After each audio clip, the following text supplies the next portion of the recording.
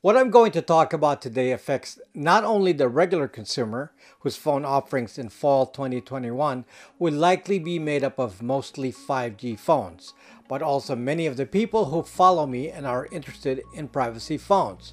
There is a delay of about a year before current model phones can be turned into privacy phones using a process we call degoogling, and that is important to my followers since most older phones are LTE, not 5G. So there's a concern that everyone would be required to purchase 5G phones.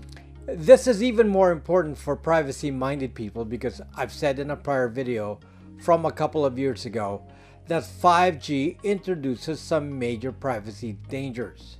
But the issue is a more general one. Even for the average consumer, anyone looking to buy a used phone is concerned about the longevity of a phone they buy. And many were shocked to find that even newer phone models from a couple of years ago are no longer supported in 2021. Since most of the older phones are LTE and pretty much 3G support is being eliminated, many wonder if their phone will still work. In the USA, activating new phones on 3G is no longer allowed by any carrier. Anyway, there is a lot of consumer concern about phone technology in 2021 with the introduction of 5G, and this is likely one of the worst years for phone selections since some changes occurred without warning and rendered some phones obsolete. In this video, I'll help you make an intelligent choice about phone models for 2022 and beyond. Stay right there.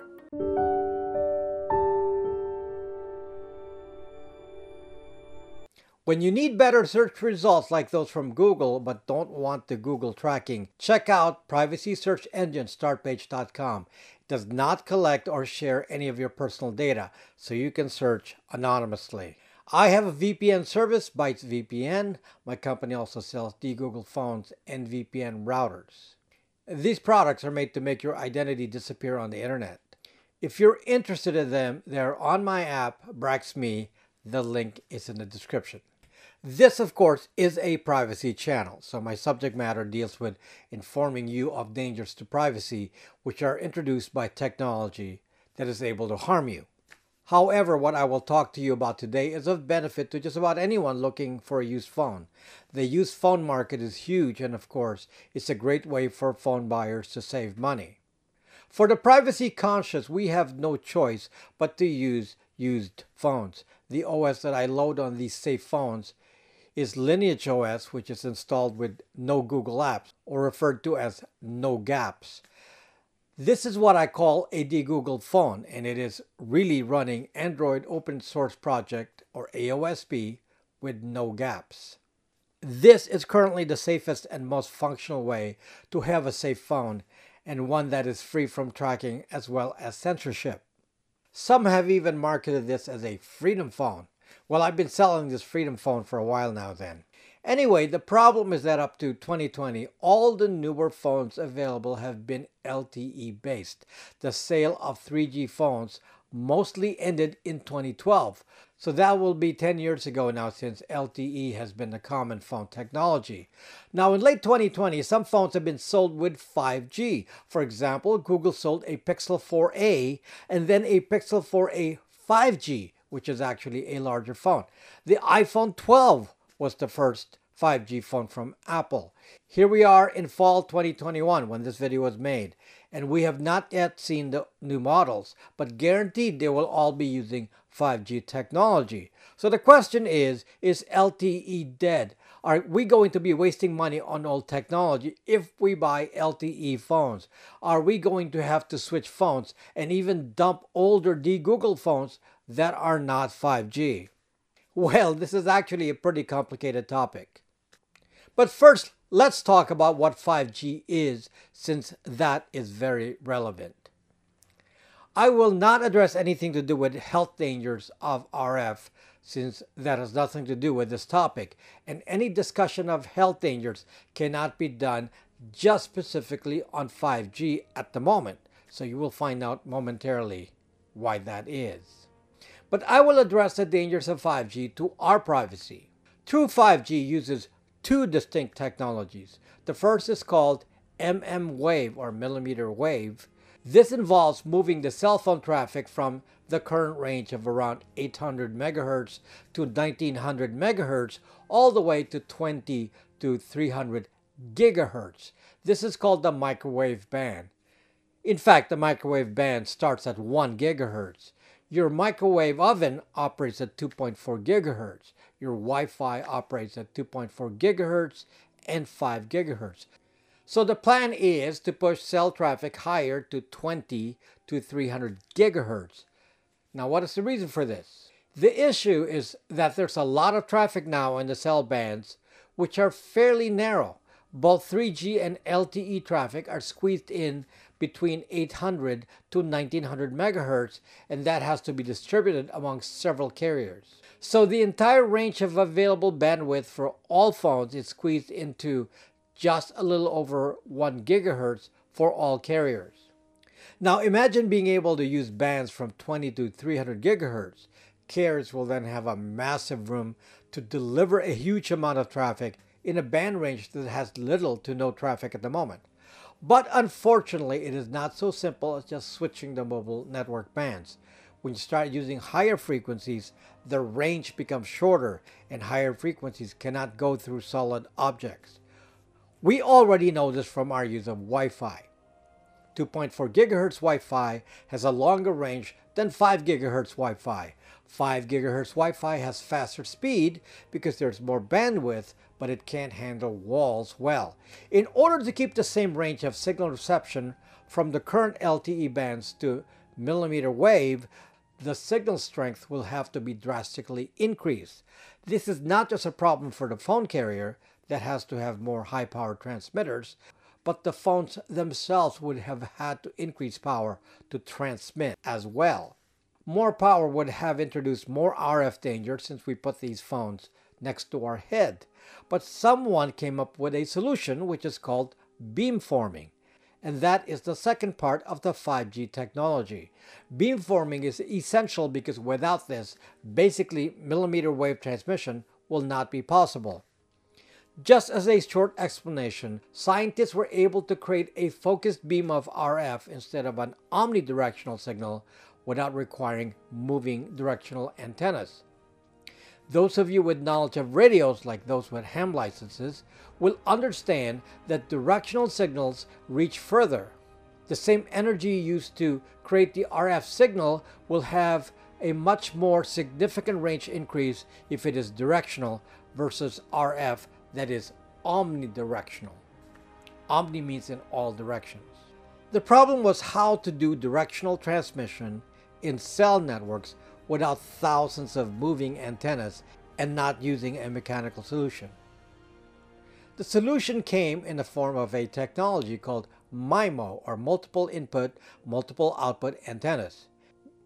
Basically, this tech uses many antennas by transmitting the same signal using several antennas and then using software tricks like, for example, phase shifting of the RF signal among the several antennas. It became possible to change the direction of the signal, and just by software. To make this possible for multiple cell users, hundreds of antennas would have to be placed in a cell tower and pointed in all directions. This implementation of many hundreds of antennas is called Massive MIMO. This, my friends, is where the danger lies to our privacy. Massive MIMO in 5G enables the signal to pinpoint a specific phone directionally. In order for the weaker millimeter wave signal to reach your phone, the signal has to be a very focused beam and pointed to a single phone. In fact, this technology does not really support the phone being in motion, since the beam has to be directly aimed at you. You can imagine the privacy dangers here. At any point in time, someone at the carrier or government can pinpoint the exact location of any person with a 5G phone, and we're talking inches here. Not only as a real-time tracking, this could evolve into the most massive data collection ever done, since an exact location at every moment can be tracked historically for any person with a 5G phone, and you wouldn't be able to turn it off. This is the potential of the technology. So those of you who are watching this and willing to add even more surveillance to your lives will love the fact that this technology will supposedly allow you to watch videos with ease on your phone in exchange for someone knowing your every move. Yay, great stuff! More channels to limit the information you see to what big tech wants you to see. Now, let me introduce another factor here that is interesting. Millimeter wave transmissions are not able to function by itself. Someone asked me this question before, and it took some research to figure out. If beamforming is necessary to do 5G, then how does the beam initially find you so it can focus on you? How does your phone know where to direct its beam? And are the phones also going to have Massive MIMO? How many antennas will have to be on the phone to gain a directional signal? As it turns out, a phone really can't operate just with beamforming. For one, if you're in a moving car, beamforming isn't going to work well since the beam isn't going to reliably predict where you are going to be.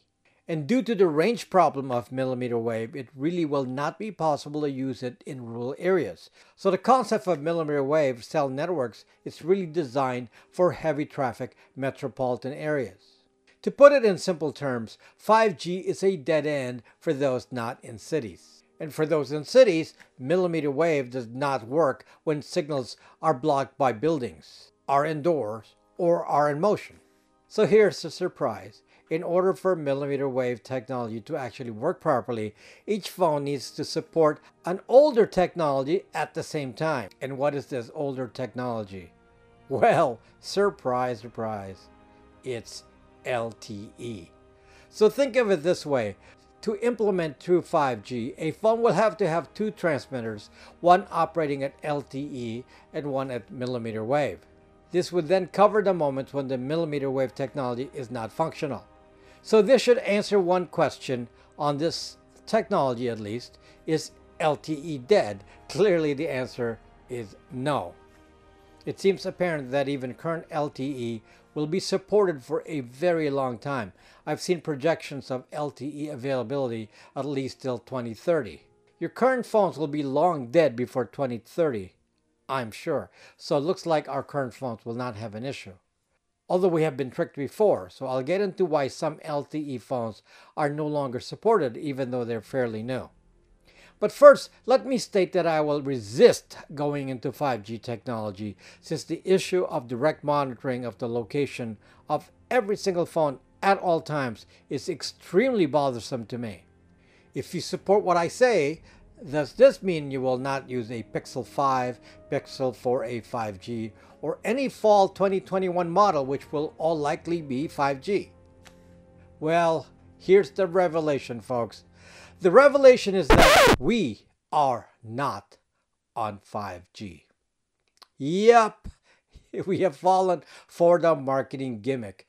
5G is here. Yes, fake 5G is here. And AT&T and T-Mobile were the first to make this statement, so people think they will have better signals because of this. The truth, folks, is that the marketing teams of those companies won out. The technology touted as 5G with millimeter wave and Massive MIMO is currently not here today. They will likely call that 6G. What they are calling 5G is really nothing more than LTE Advanced, or what some are calling LTE Plus. Why is it not 5G? First, it doesn't operate in the millimeter RF range in the expected 20 to 300 GHz. LTE Advanced operates in the range known as sub-6 GHz. In other words, it operates in the areas already well known to us, like the range from near 1 GHz to 5 GHz. And that is heavily used by modern technology products like Wi-Fi, Bluetooth, LTE, LoRa, and so on.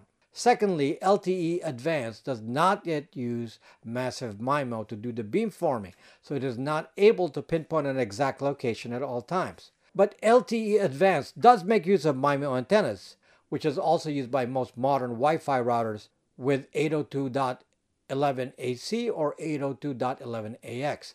Those also have MIMO. Now, MIMO as implemented here has to do more with how high speeds are attained on LTE Advanced and less to do with beamforming. Higher speeds are attained on Wi-Fi 802.11ac and newer standards, as well as LTE Advanced, by the use of a technology called carrier aggregation. In other words, instead of having a single channel used for transmit and receive, the signal is spread out over multiple channels, both on send and receive, like this. Thus, more data can be received. In theory, LTE Advanced using carrier aggregation can allow a bandwidth of up to 1 gigabit per second. Currently, most LTE is limited to 20 megabits per second or slower in real life. So what is touted as 5G today is nothing more than multiple LTE signals packed together. Thus, a phone sold as 5G is just able to send and receive signals using carrier aggregation of LTE. Thus, at the moment, there is no true 5G phone, and all the dangers I stated are not yet here. It may be that LTE Advanced has more directionality, so triangulation by cell tower may be more accurate. It is possible, since a MIMO antenna can be somewhat directional even without the hundreds of antennas per transmitter. However, I don't think we can be accurately tracked by this method at the moment. So the current flock of so-called 5G phones are transmitting in the sub-6 GHz range.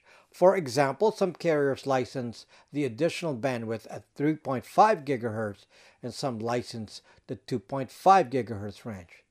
Now, I said earlier that 5G health concerns cannot be specifically addressed because the truth is there is currently no difference between 5G and LTE or even 3G. There's a study on 3G and health, which I discussed in another 5G video that I made a couple of years ago. So that's still valid as far as I'm concerned. As I said before, the frequencies used by the carriers may be different. In fact, this is not really that different from LTE. Each carrier had a reserve band between 800 to 1900 megahertz.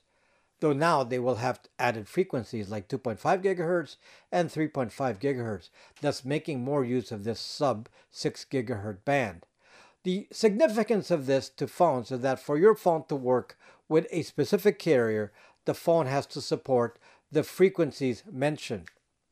And often to support multiple frequencies, the phone has to have different antennas. I haven't opened up a 5G enabled phone, but I will guess that it will have more antennas. If you're in a rural area, I can't imagine how you will benefit from LTE advanced phones. Even transmission at 2.5 or 3.5 gigahertz will have a much shorter range than the LTE range of 1 to 2 gigahertz. The higher the frequency, the less the range. And some carriers will charge you more for using 5G. And I already said that even true 5G will not be beneficial in the rural areas. The future may lie in Wi-Fi calling, use satellites like Starlink, or even simpler technology like carriers investing in more fiber optic lines to reach rural areas. If LTE is going to be around for a long time to come, then why is it that certain phone models are no longer supported by carriers? And why didn't we get sufficient warning or even been given understanding of what the issue was in advance so we could have purchased the correct phone? Now, I don't have the entire story here. Some phones I sold were no longer supported for reasons unknown, but mostly the reasons were clear. Those phones not supporting Voice over LTE, VoLTE, can no longer be activated. You can, however, still run your phones that have been previously activated. However, you cannot activate a new phone without Voice over LTE. So I tried to understand why this is, and the unexpected answer is that carriers split the signal so that the data channel for your internet always used LTE. However, networks supported voice traffic that was riding over 3G frequencies. Thus, even LTE phones were using 3G for the voice part. To distinguish between phones that use 3G for voice versus those that use LTE for voice, the term voice over LTE makes that specific. The reason carriers became aggressive with eliminating any use of 3G for other purposes was that the carriers wanted to free up the frequencies used by 3G and repurpose that for LTE advanced. And as I told you earlier, they're not yet going to switch traffic to mmWave, so carriers are stuck with using existing licensed frequencies. So in theory, those carriers with more frequencies can have more bandwidth. This, by the way, is mostly why T-Mobile purchased Sprint. True Sprint CDMA phones will no longer be supported in 2022, and probably there aren't too many of those phones left anyway, and that frees up the Sprint bands for use by T-Mobile. Interesting how these games are played, and AT&T and Verizon are trying to catch up by eliminating 3G as soon as possible so they can use that bandwidth as well.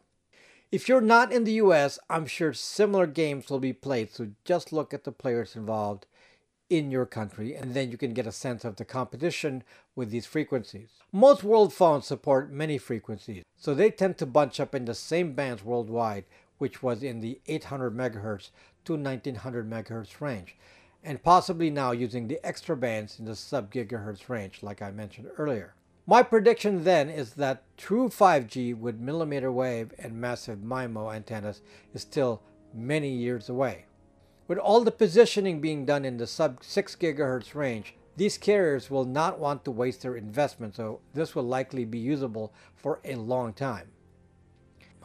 When you purchase a used phone, the model of the phone must not be 3G. The phone must not only be LTE but have voice over LTE, and some newer phones actually operated in 3G.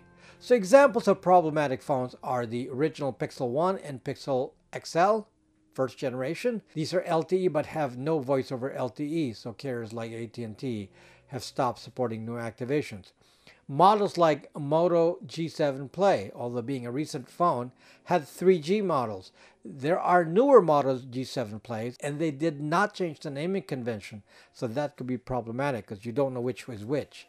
The Motorola G7 XT1962-1 and the Motorola G7 XT1962-6 were very popular phones, and for some reason, Verizon stopped supporting it. And I have no idea why. They're still supported by AT&T and T-Mobile. A G7 is not only LTE, but also has voice over LTE. So I don't understand the Verizon limitation. Verizon is the only phone carrier in the US with really strict model blocking. And for this reason, it is my least recommended carrier for using de-Googled phones, since they are so unpredictable. The phones that I believe have the longest possibility of support are the Pixels, starting with the Pixel 3. That has LTE and voice over LTE. At this point in the lifespan of the phone, batteries may need to be replaced, but so far they have support with Android 11 or Lineage OS 18.1 and likely Android 12 as well. Like I said, it is not necessary to get a 5G specific model, so it is not necessary to get a Pixel 4a 5G, particularly in a rural area where carrier aggregation is not likely to be used. I definitely do not recommend any iPhones for privacy reasons. They cannot disconnect from sending data to Apple HQ, like you can do with de-Googled phones. However, for those wondering about LTE support, iPhone 6 and up supported voice over LTE, so they can still be used. Anything older from Apple is now ready for retirement. Just a general heads up on phones that can be de-Googled. Only those phones supported by Lineage OS can be de-Googled, and obviously no iPhones. Samsung phones made for the USA market cannot be de-Googled. All Pixels sold by carriers cannot be de-Googled. Only phones coming from Google Store can be de-Googled.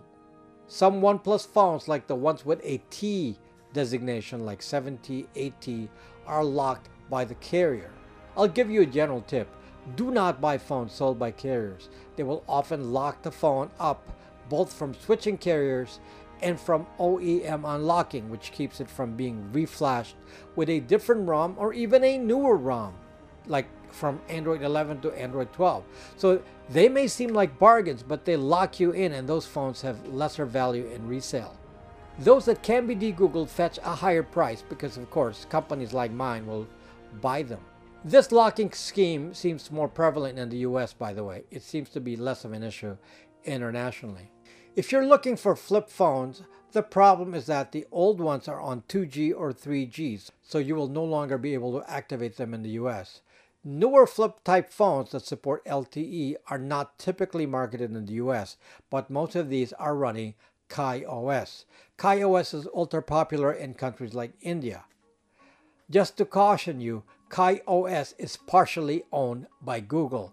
There is a clear partnership of integration of Google within KaiOS, so this makes it potentially unsafe in my opinion.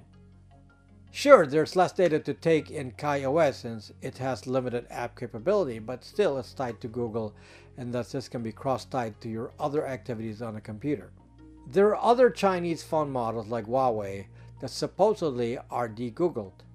Let me caution you, these phones are locked, so we cannot look at what's in the phone. So if there's spyware in there, we will not know. And as I already mentioned, if it's locked, you cannot update the OS to the next version, like from Android 11 to Android 12. Again, to remind you, I do sell de-Googled phones, mostly Google Pixel models and a few other brands, and they're better than the so-called Freedom phone, particularly compared to the Pixel models, which are higher quality. I also provide a service to de-Google certain models, and you can check that out on BraxMe. They're on my store on BraxMe.